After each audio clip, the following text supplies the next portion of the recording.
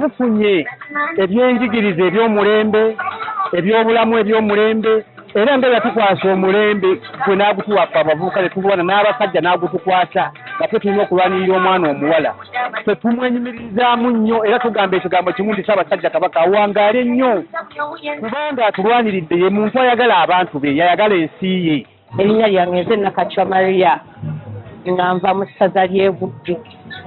Neenyumiriza nnyo mu matikkira gano aga Ssaabasajja Kabaka aga 32 era ne neebaza Katonda okumutuusa ku matikkira ag'emyaka egyo. Ssaabasajja ebbanga ly'amaze ng'atudde ku Namulondo y'abajjajjaabe mpulira nga neeyongedde abavubuka mu nnaku zino kye bayita Bayibu kubanga tukola buli kintu kyonna ne tukigirayo ddala bulungi nnyo ne tusomesa ensi nga tuyita mu kuzannya mu kuyimba n'okutyabula amazina. Ekisoboka obulamu bwaffe atulabiridde so era tukkiriza nti n'abaana baffe n'abazzukulu omulembe gwe gugenda kubagassa n'amaanyi.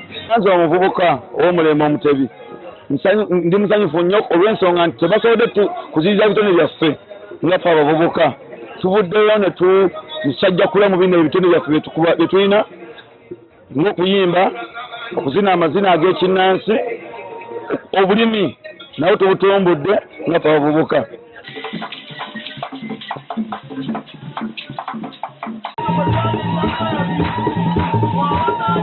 Era amatikkira gano tugakuliza mu muvubuka gwa Ssaabagabo Bukunge era nga Ssaabagabo Bukunge tuli naye wano.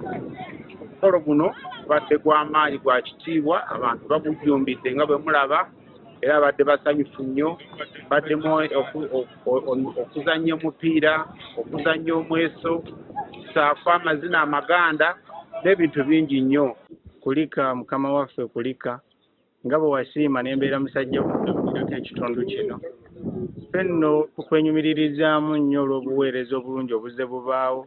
Ssaabasajja Kabaka okuva lwatula ku Namulondo Obwakabaka bwafuna obuweereza Katikkiro weebali. Njozaayoza nnyo Ssaabasajja Kabaka okutuuka ku matikkira ge gano ag'emyaka 32.